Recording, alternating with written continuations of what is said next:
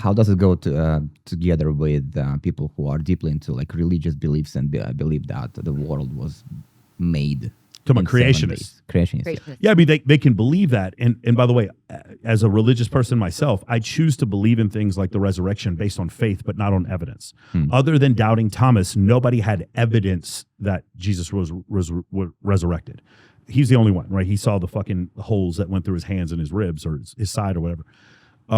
So I choose to separate the two things. My understanding and study of physics, science, evolutionary psychology, which, by the way, psychology is not a hard science. Evolutionary psychology is a hard science. For those of you who are confused, and all psychology is an evolutionary psychology. Okay, so when I look at all of that, I choose to say this is give to Caesar what's Caesar's. This is the scientific part, and I use scientific data and scientific studies to come up with theories here.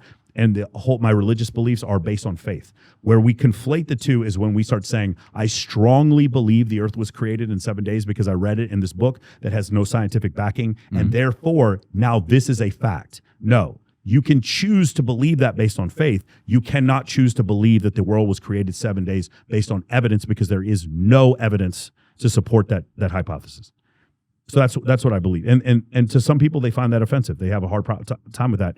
I think a strict interpretation of the Old Testament, I just take them down a path very quickly. I'm like, so you believe that God went and told the Israelites, we need you to kill the Jezebites. We need you to rape the virgin women. And we need you to kill all of the military age And males. sacrifice your firstborn son. Yes, and we also need you to kill the Canaanites. Wait, I was just kidding. Don't do it.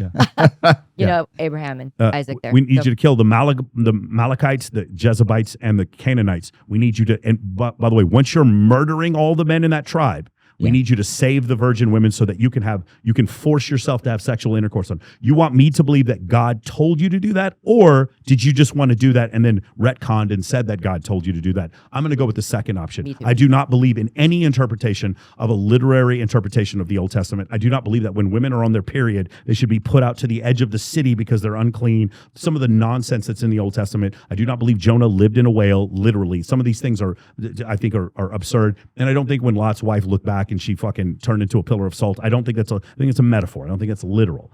And but you know, anything I do believe that's religious, I believe it based on faith, not on evidence. And I don't conflate the two things together. That's important to do. That's, People mesh it all the time, and then that's when you get all the yeah, turmoil. that's a very elegant way to have both points of view in one understanding. Yeah.